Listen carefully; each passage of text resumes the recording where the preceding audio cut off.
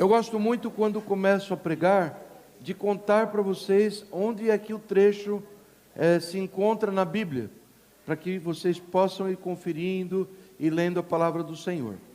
Eu vou procurar fazer isto ao longo da nossa conversa, porque na realidade, a história que nós vamos contar, o que a mensagem de hoje diz respeito, está dispersa e é descrita em 9 capítulos da Bíblia. Eita, pastor, que não tem conserto. Outro dia pregou um capítulo inteiro, depois 2 capítulos inteiros. Agora, gostou da história, vai pregar 9 capítulos. É melhor trazer um pijama, um travesseiro e já dormir na igreja, não é? Não, mas eu vou usar de algum bom senso e vou resumir os dados para os irmãos, sem nunca comprometer a verdade da palavra do Senhor. Eu tenho orado ao Senhor por esse momento, o irmão Fernando Ornstein orou por nós, eu vou me tomar por ouvido pelo Senhor e confiante de que Ele tem atendido a nossa oração para nos abençoar nessa noite. Amém? Amém. O título da nossa pregação de hoje é, todas as pregações, as 8 dessa série, elas vão ter um nome. O título é Coma Bem. Nós vamos ver a importância que a nossa reação para com a palavra de Deus tem para evitar que demos um mergulho desastroso nesta vida. Eu creio que muitos de vocês devem lembrar que as 2 pregações anteriores nos ensinaram sobre cultivar o domínio próprio na força da graça do Senhor e a controlar a ira, também na força da graça do Senhor, para evitar que caiamos nesse mergulho que pode ser fatal em outras vidas. E hoje, comer bem é algo que faz parte do plano do Senhor para que nenhum de nós venha a ser daquelas pessoas que Jesus previu em sua palavra, que um dia se chegarão a Ele muito gentis e chamando de Senhor, Senhor, mas receberão a palavra mais dura ao longo da história do universo que Deus jamais proferiu, dizendo: eu jamais vos conheci, apartem-se de mim. É de sua responsabilidade. Deus tem te dado o Espírito do Senhor, se não ainda dentro de você, no meio de nós. Deus tem nos dado a sua palavra para que você faça bom uso. E então é tua responsabilidade que você não venha se tornar uma destas pessoas que vão ouvir esta sentença de condenação eterna do Senhor. Sobre comer demais, eu não preciso falar, eu sou um bom exemplo de alguém que está tentando controlar esse mau hábito, mas nós pensamos em termos físicos. Deixa eu contar para vocês uma coisa.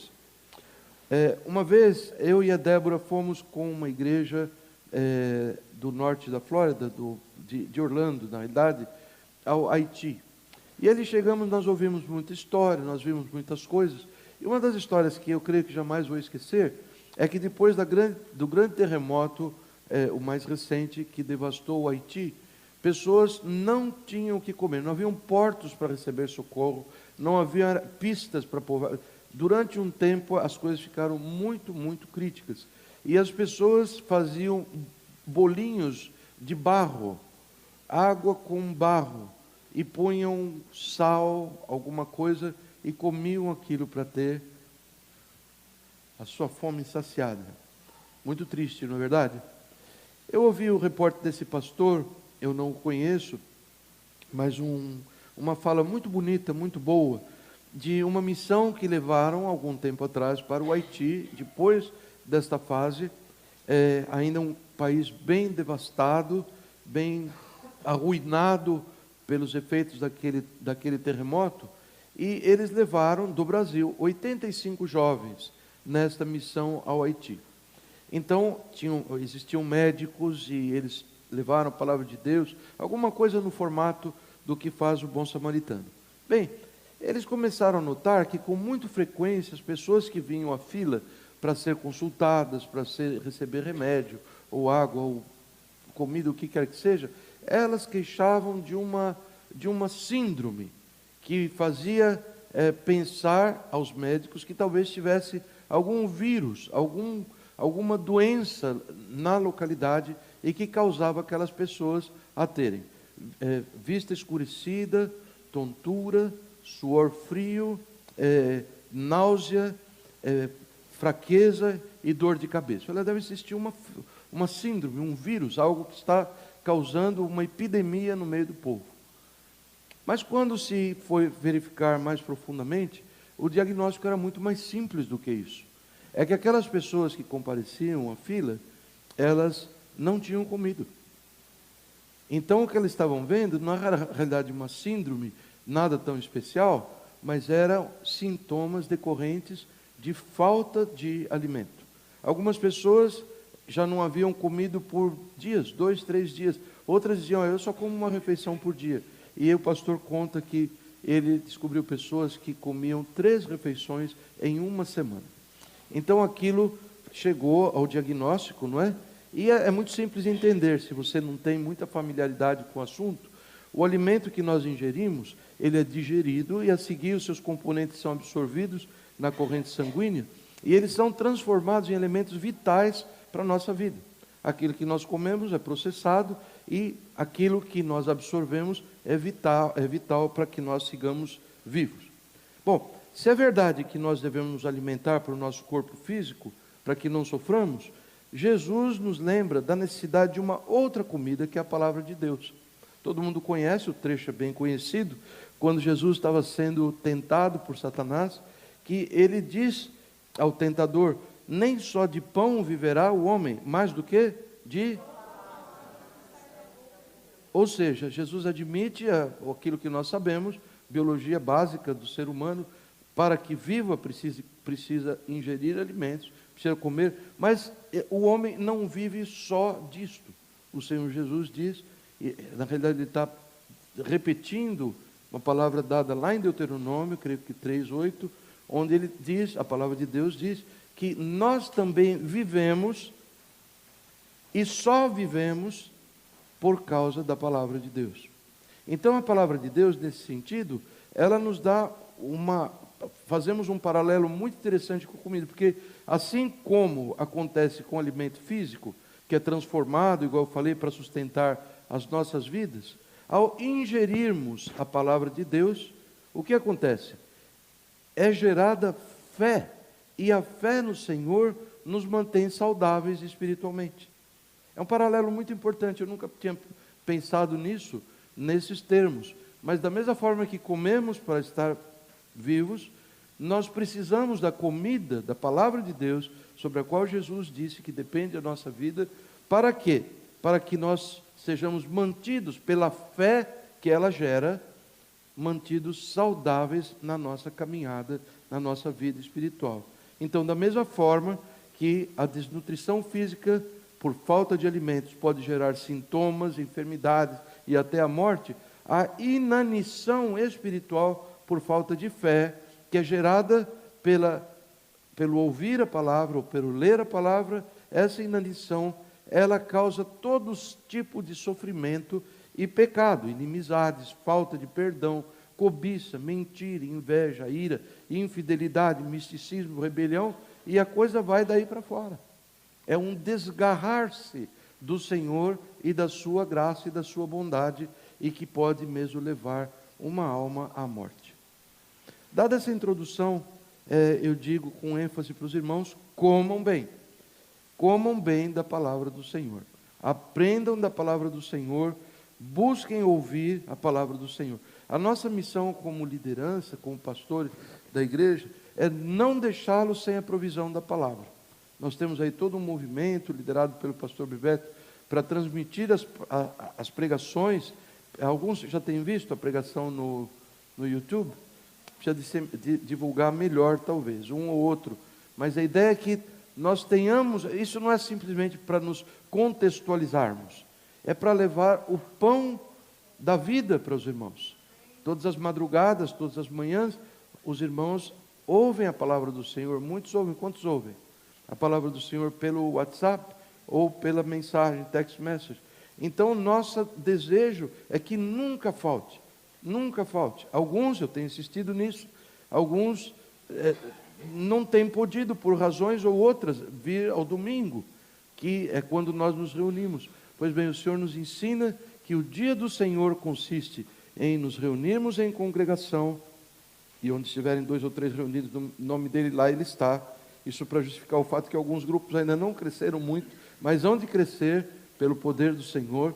Então, nós nos reunimos como congregação, nós damos glórias a Deus, nós aprendemos a palavra de Deus, e nós gozamos e crescemos em comunhão uns com os outros. Esse é o plano, esse faz sentido nessa igreja de final dos tempos em que nós vivemos. E o nosso desejo é que todos os dias, você que trabalha nos dias em que a maioria nos reunimos aqui, você possa encontrar. Eu sei que hoje tem igreja, vou ligar para o pastor Nery, vou perguntar onde que é, que hora é, e não perca, irmãos, é como perdermos algo que é absolutamente crítico para a nossa existência, porque as pressões do mundo estão se tornando tão mais fortes como nós jamais temos experimentado. É verdade ou não é, queridos?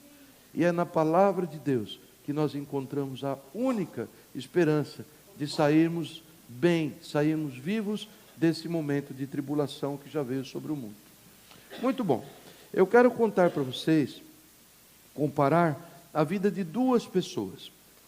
O primeiro deles é um homem, os 2 eram reis, um é o pai e outro é o filho, e o primeiro deles, que é o pai, é um homem chamado Josias. Deixa eu contar para vocês que Josias teve por avô o rei mais ímpio, mais bárbaro, que jamais sentou num trono em Israel. Seu nome era Manassés. Por alguma razão que só Deus entende, a ele foi permitido governar 55 anos. Nunca ninguém reinou por tanto tempo. Manassés, para dar uma ideia para vocês, a palavra do Senhor nos diz que ele poluiu a terra, ele desencaminhou o povo, praticando coisas dos tipos assim, construindo altares idólatras em Jerusalém, dentro do templo, postes sagrados. Ele queimou seus filhos no fogo em sacrifício ao deus pagão Moloque. Ele praticava feitiçaria, adivinhação, magia, recorria aos médiuns e consultava os espíritos. E Deus teve muita ira contra Jerusalém por causa desse homem. Esse homem foi levado para a Babilônia, cativo, como um animal. Puseram ganchos no seu nariz e ele foi como um boi, puxado, preso com algemas de bronze, e ali no país da Babilônia, quando todos pensavam que era o fim de Manassés, ele se converteu ao Senhor, e Deus restaurou o reino para ele. Você se sente um pouco como Jonas às vezes?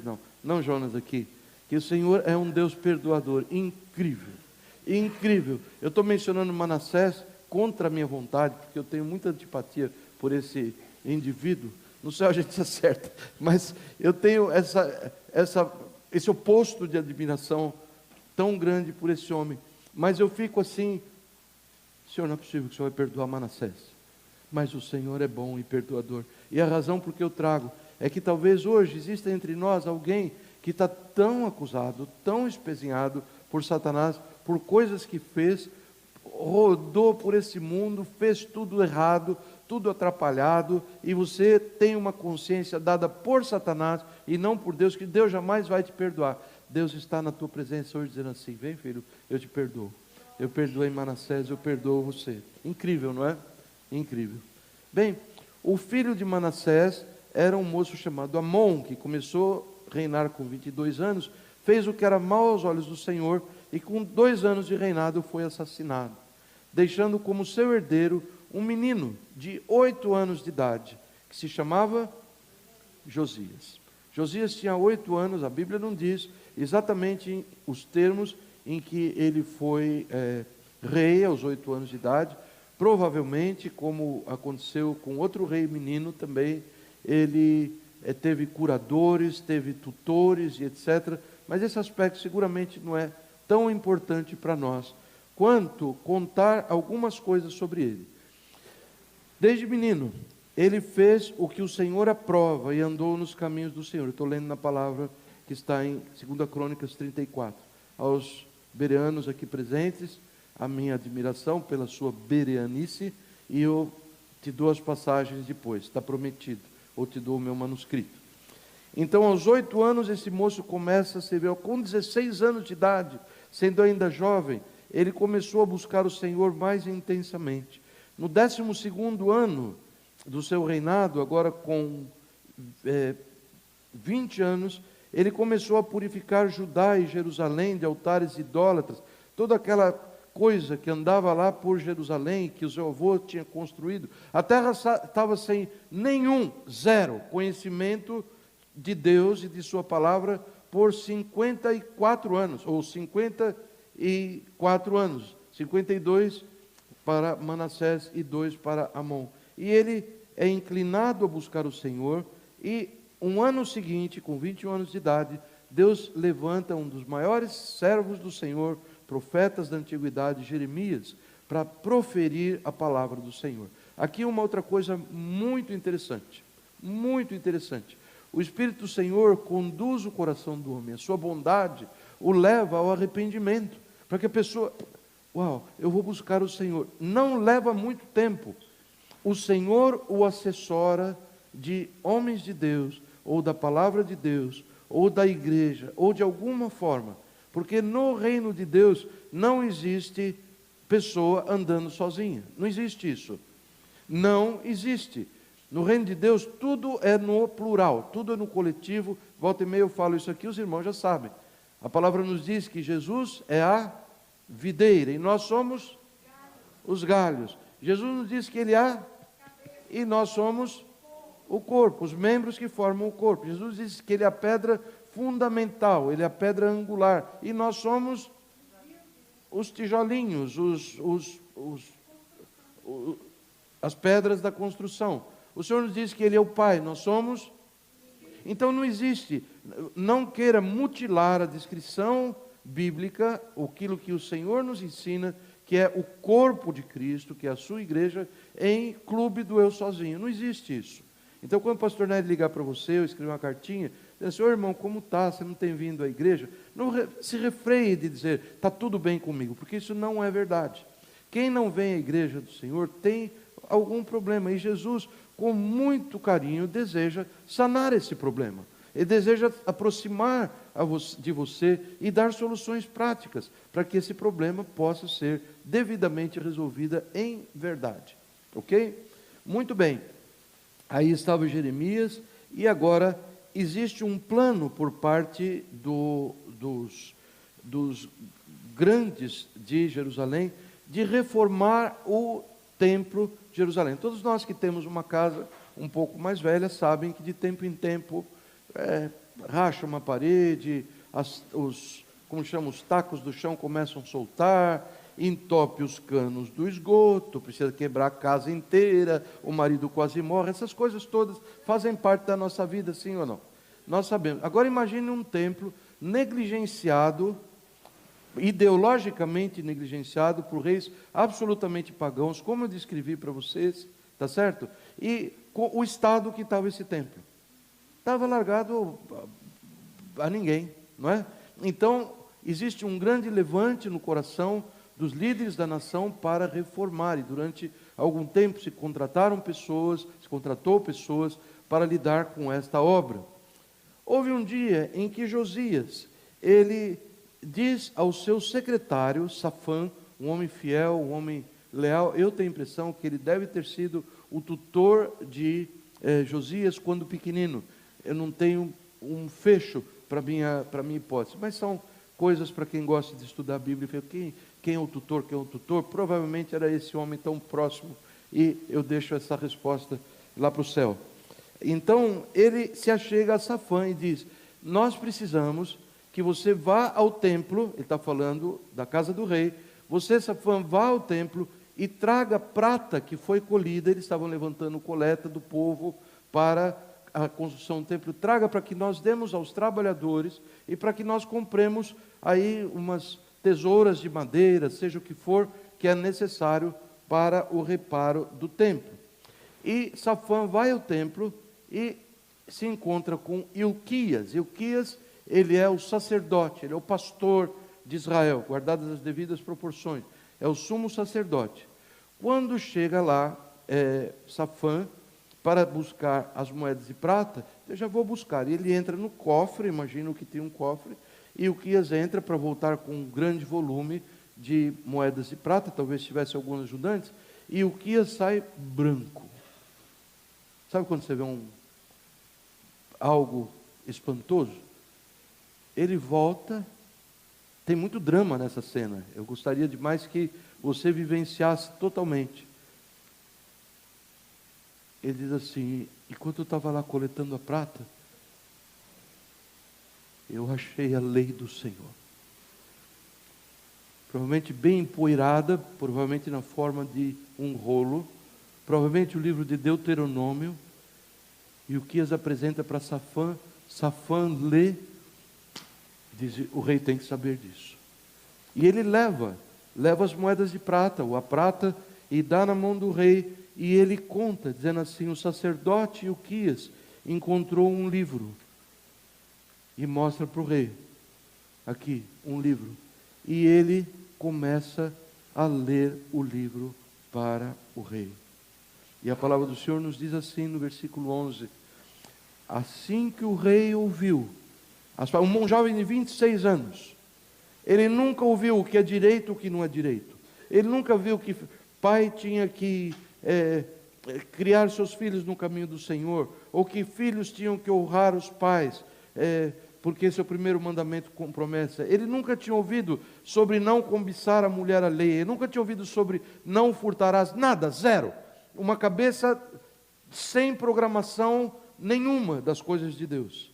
E ele começa a ouvir palavras que ele nunca ouviu. Mas vejam como a palavra de Deus é viva. A palavra diz assim: assim que o rei ouviu as palavras do livro da lei, ele ouviu, ele rasgou as suas vestes. Era a forma como antigamente eles expressavam o arrependimento, a dor. Rasgou as suas vestes e deu essas ordens: vão consultar o Senhor por mim, pelo povo e por todo Judá, o país, acerca do que está escrito nesse livro que foi encontrado. A ira do Senhor contra nós deve ser grande, pois nossos antepassados não obedeceram às palavras desse livro, nem agiram de acordo com tudo que nele está escrito a nosso respeito.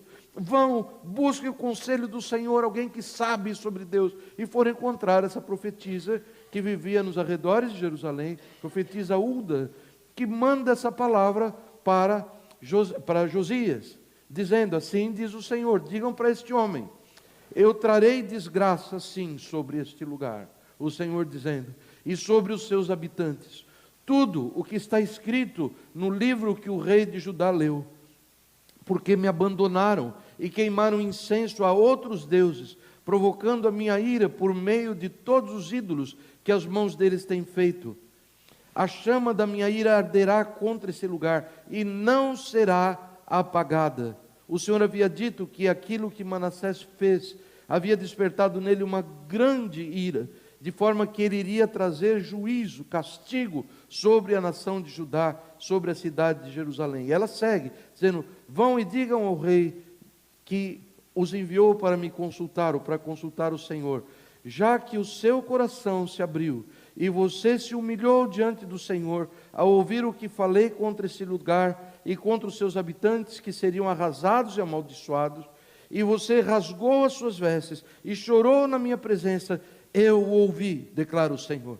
Portanto, eu o reunirei aos seus antepassados, e você será sepultado em paz. Os seus olhos não verão toda a desgraça que vou trazer sobre este lugar. Nosso Deus é incrível, é incrível. Lá no início da palavra de Deus, em Josué, ele nos conta de uma mulher que era uma prostituta na cidade de Jericó, que estava com as horas contadas, poucos dias contados. Todos iam morrer, todos, por determinação do Senhor.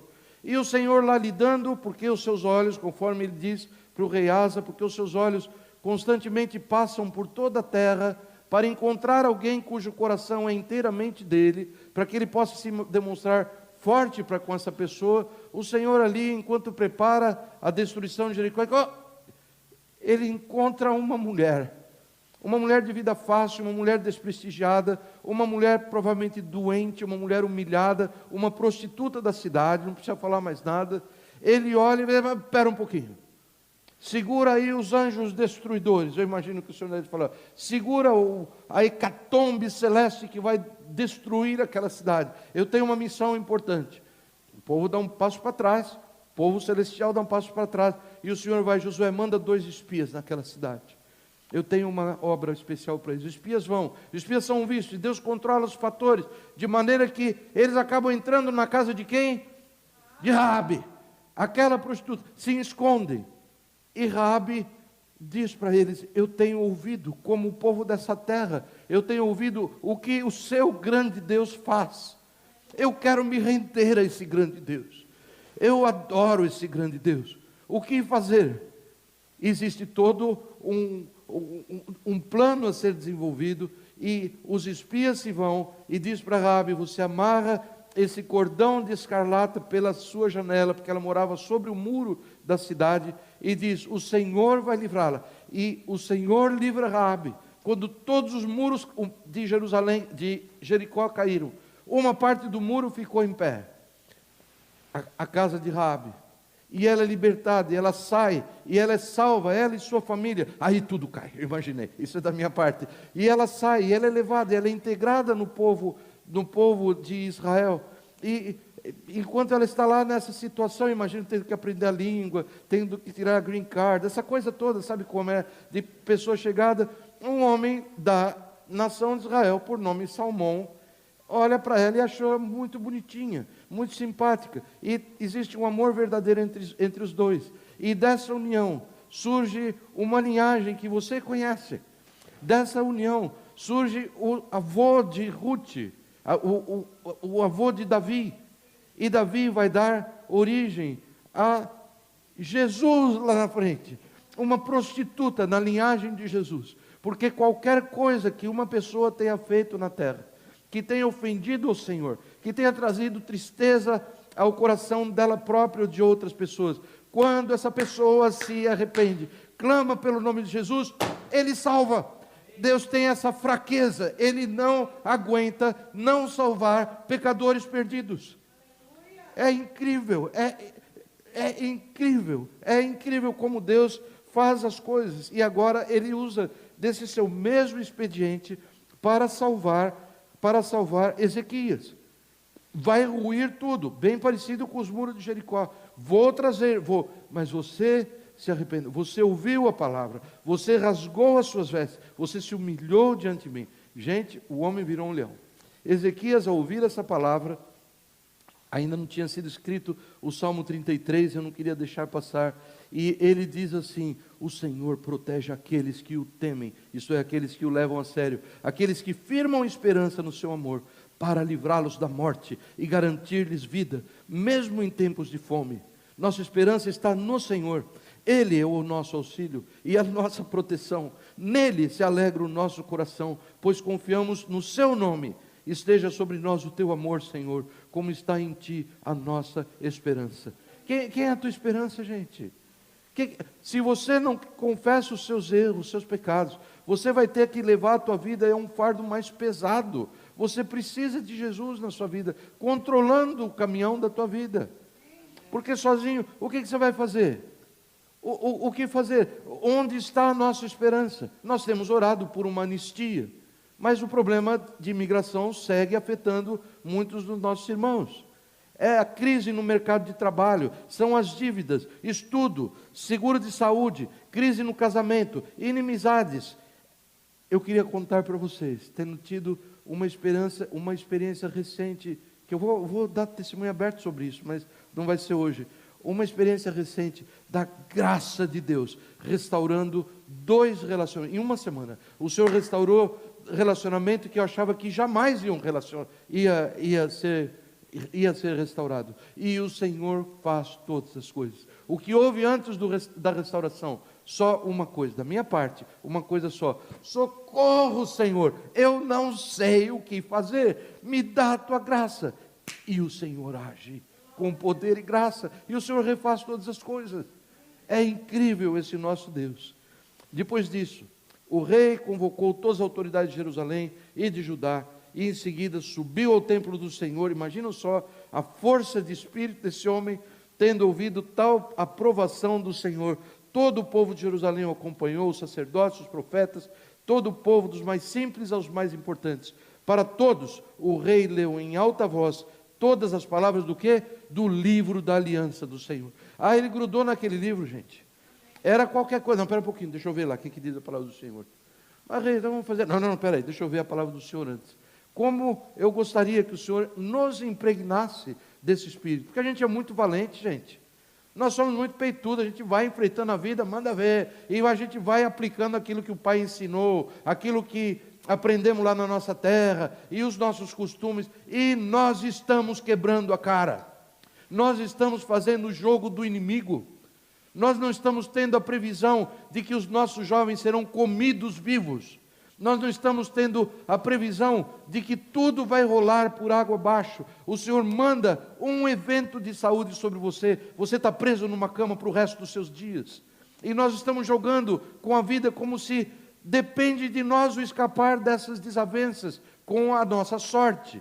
Isto não existe, amados. O Senhor nos dá a palavra dele, nos mostra a figura de Josias, para ver que o grande escape está em clamarmos pelo nome do Senhor, como ele nos mostra aqui. E as reformas vão longe, o texto é longo, mas para resumi-las, vejam só como estava Jerusalém. O que ele fez de reforma?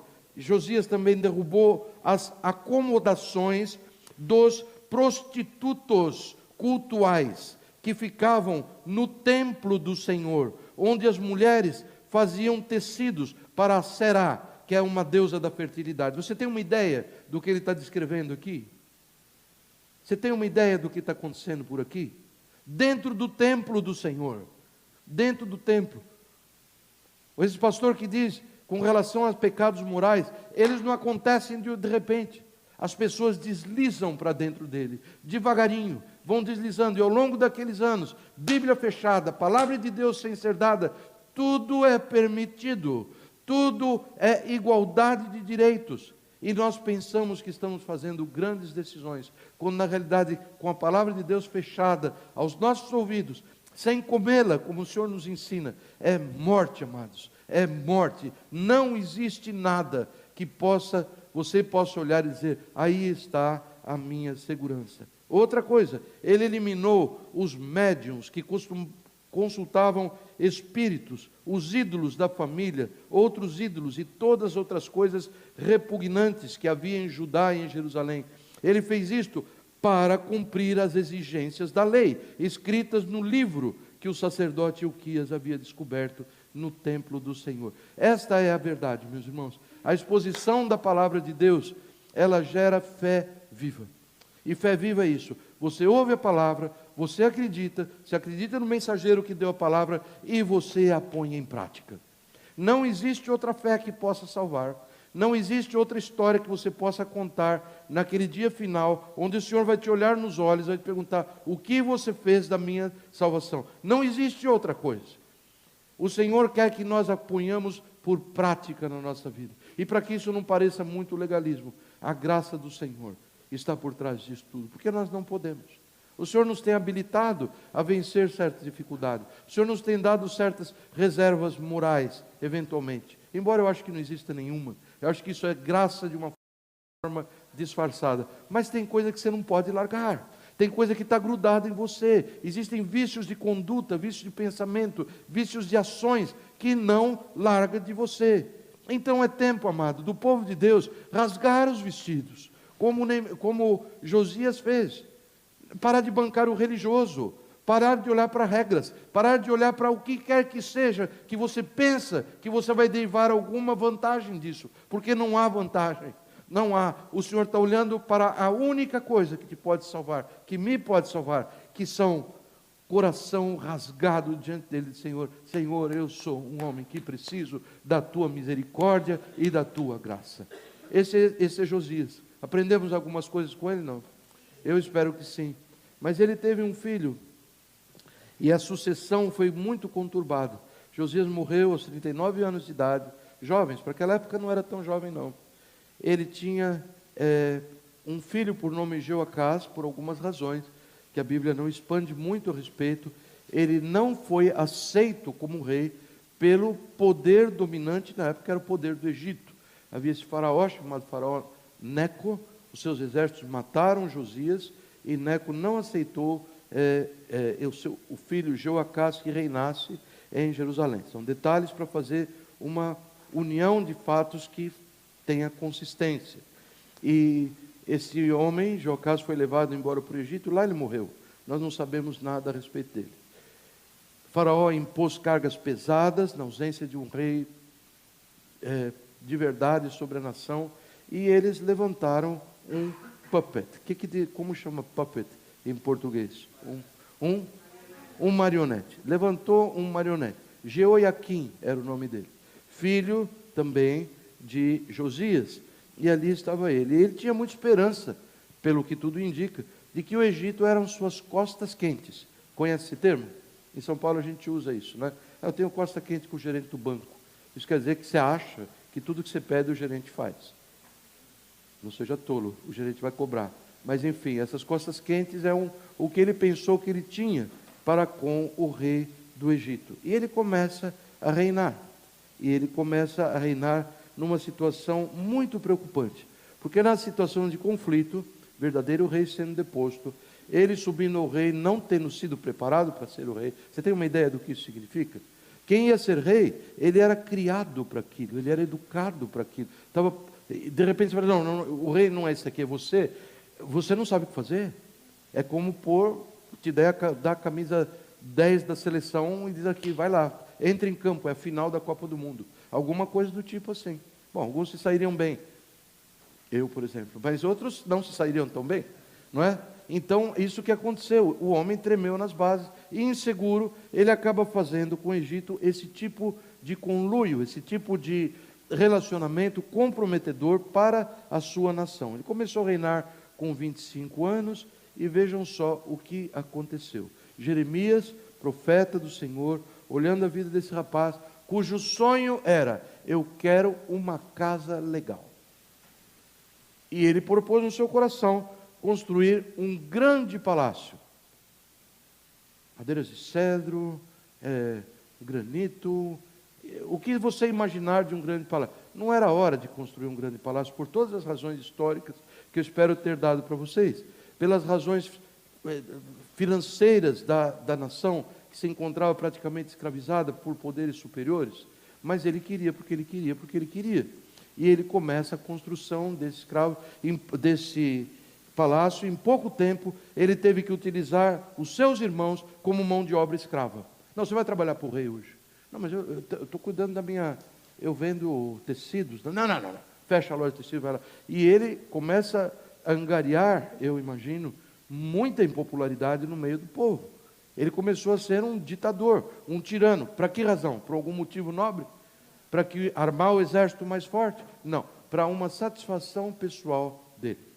Quando o homem se afasta do Senhor, ele perde a capacidade de fazer boas decisões. Vocês sabiam disso?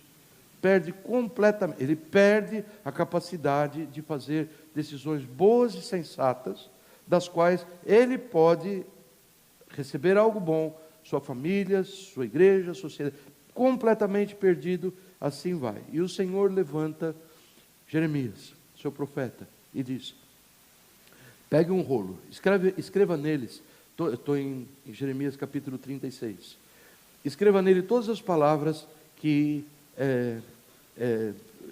eu disser.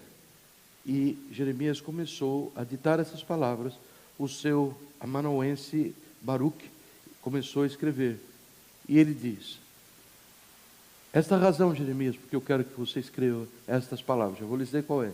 Talvez quando o povo de Judá souber de cada uma das suas desgraças, das desgraças que eu planejo trazer sobre eles, talvez cada um se converta da sua má conduta e eu perdoe a iniquidade deles. Gente, desculpa, eu vou usar uma frase que eu acho que o Senhor vai perdoar porque Ele entende e vê meu coração. Talvez você não vá, mas eu tenho pena de Deus. Não dá impressão? Jeremias, você é meu servo, né? Estou com um plano, Jeremias, olha, eu tenho tanta alegria em salvar, Jeremias. Olha, salvei Manassés, salvei o teu pai, olha, eu tenho tanto... Então escreve aí no rolo, está acontecendo uma situação tão horrível em Jerusalém no momento. Então escreve aí, olha, literalmente o Senhor diz: talvez quando o povo de Judá souber de cada uma das desgraças que planejo trazer sobre eles, cada um se converta, talvez cada um se converta da sua má conduta, e eu perdoe a iniquidade e o pecado deles. Qual a intenção do Senhor? Salvar os insalváveis. Eles estavam descendo para o matadouro, gente. Não tinha nada que podia salvar. Deus entra na frente, espera um pouquinho só, segura a manada, vai morrer todo mundo. Jeremias escreve aí, escreve, lê a palavra, quem sabe alguém vai dar ouvido, quem sabe todos vão dar ouvido, e eu vou poder salvá-los. E Neemias chamou Baruque, e ditou, e Baruque, filho de Nerias, fez exatamente tudo aquilo que o profeta disse. E então é proclamado um jejum em Jerusalém. E este livro é lido, esse rolo escrito por Baruque, com as palavras de Jeremias, que ele ouviu do Senhor no 9º mês, do 5º dia do reinado de Joaquim, filho de Josias, rei de Judá. Foi proclamado um grande jejum. O Senhor falou com todo o povo de Jerusalém, e para todo o povo que vinha das cidades de Judá para Jerusalém. E Baruque leu para todo o povo as palavras de Jeremias. Ele as leu no templo do Senhor, na sala de Gemarias, filho do secretário Safã. E quando esse moço, Micaías, era um moço que andava lá pela corte, ele ouviu as palavras do Senhor, e disse: gente, essas palavras têm que ser ouvidas no palácio real. Vocês estão lendo aqui dentro, mas os chefes, o rei, os seus ministros, os seus chefes de Estado, estão lá dentro, eles precisam ouvir. Tão coerente com a palavra do Senhor, quando nos diz em 1 Timóteo, capítulo 2, orem por aqueles que estão investidos de autoridade, pelos reis, pelos governadores, para que hajam bons tempos na terra, porque isso é agradável aos olhos do Senhor, porque Deus quer que todos se salvem e venham ao conhecimento da verdade. Orem pelos reis, pelo presidente, ora.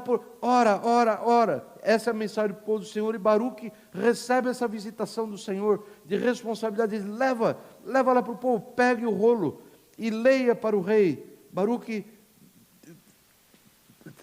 lê para os imediatos, não ainda para o rei. Os imediatos ouvem aquilo e diz: é absolutamente necessário que relatemos ao rei todas essas palavras. Foi você que escreveu? Não, eu não, eu só anotei as letras lá. Foi Jeremias que editou? Sim, foi Jeremias.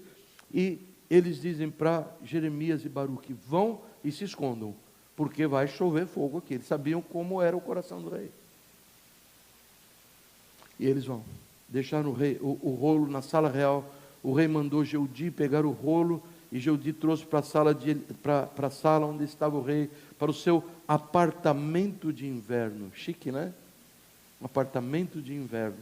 A nação, povo escravo, explorado, mas ele lá se refestelando no seu apartamento de inverno.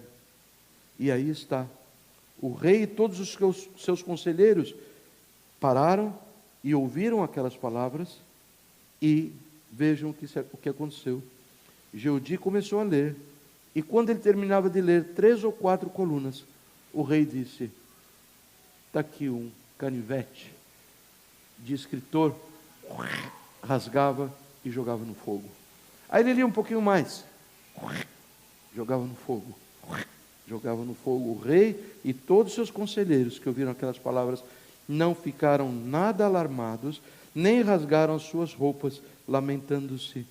Embora Eunatã, Delaías e Gemarias tivessem insistido com o rei: não queime o rolo, o rei, é a palavra do Senhor. Ele não quis ouvi-los. Em vez disso, o rei ordenou a Jeramiel, filho do rei, Seraías e outros, para que buscassem e prendessem a Baruque e a Jeremias, autores daquela insolência. Mas o Senhor os tinha escondido.